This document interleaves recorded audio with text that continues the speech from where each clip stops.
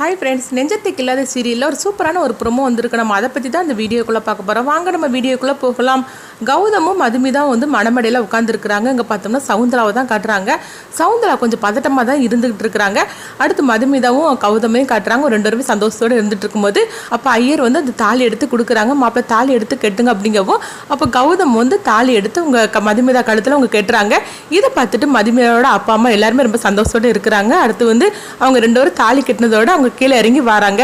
வந்ததுமே வந்து மாப்பிள்ளை இருந்தாங்க அப்படின்னு சொல்லிக்கிட்டு ஒரு தட்டில் வந்து பார்த்தோம்னா நகையும் பணத்தையும் கொடுக்குறாங்க மதுமிதாவோட அப்பா அம்மாவும். அதை பார்த்ததுமே சவுந்தரா வந்து ரொம்பவே சந்தோஷப்பட ஆரம்பிச்சிருந்தாங்க. அப்போ வந்து கௌதம் கேட்குறாங்க, எதுக்காக இப்போ இந்த பணத்தையும் நகையும் எனக்கு கொடுக்குறீங்க அப்படின்னு சொல்லி கேட்கும்போது, ஒன்றும் இல்லை மாப்பிள்ளை, இது எங்கள் பொண்ணுக்காக நாங்கள் கொடுக்கக்கூடிய வரதட்சணை அப்படிங்கிறாங்க. என்னது வரதட்சணையா? அதெல்லாம் நான் வாங்க மாட்டேன்னு உங்களுக்கு தெரியும்ல, எதுக்காக இந்த பணத்தையும் நகையும் கொண்டு வச்சிருக்கிறீங்க? எனக்கு அதெல்லாம் ஒன்றும் வேண்டாம் அப்படிங்கும்போது, அப்படிலாம் ஒன்றும் இல்லை மாப்பிள்ளை, இது வந்து எங்கள் பொண்ணுக்கு கொடுக்கக்கூடிய கடமை எங்களுக்கு, அதனால கொடுக்குறோம், தயவு செய்து வாங்கிக்கோங்க அப்படிங்கும்போது, என்ன சொல்லிட்டு இருக்கிறீங்க? இந்த பணத்தையும் நகையும் வந்து எங்கள் வீட்டிலேருந்து யாராவது கேட்டாங்க அப்படிங்கும்போது, ஐயோ அப்படிலாம் ஒன்றும் கேட்கல அப்படிங்கிறாங்க. எனக்கு இதெல்லாம் பிடிக்காதுன்னு உங்களுக்கு தெரியும்ல, தெரிஞ்சப்போ கூட நீங்கள் தந்திருக்கிறீங்கன்னா அப்போ எங்கள் வீட்டிலேருந்து யாராவது கேட்டிருக்கணும், அதனால தான் நீங்கள் தாரீங்க அக்கா அப்படின்னு சொல்லி கூப்பிடும் போது அப்போ சவுந்தரா அங்கேருந்து பார்க்குறாங்க.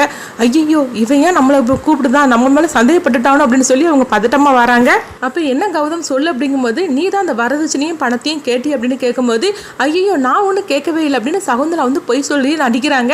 அப்போ வந்து மதுமிதாவோட அப்பா அம்மா சொல்கிறாங்க, இல்லை அவங்களாம் கேட்கல, இது எங்கள் பொண்ணுக்காக நாங்கள் வந்து ஆசைப்பட்டு தரோம், தயவு செய்து இது வாங்கிக்கிடுங்க அப்படிங்கிறாங்க. ஆனால் கௌதம் வந்து அது வாங்க மாட்டேன் அப்படின்னு சொல்லிட்டு பிடிவாதத்தோடு இருந்துட்டு இருக்கிறாங்க. இந்த மாதிரி தான் அந்த ப்ரோமோ எடுத்துகிட்டு போகிறாங்க. சவுந்தரா தான் அந்த வரதட்சணையை கேட்டாங்க அப்படிங்கிற உண்மை வந்து கௌதமுக்கு தெரிய வருமா? கௌதம் வந்து அந்த வரதட்சணையை வாங்குவாங்களா? அடுத்து அந்த கதை என்ன மாதிரி கொண்டுட்டு போவாங்கன்னு சொல்லி நம்மளை வெயிட் பண்ணி பார்க்கலாம்.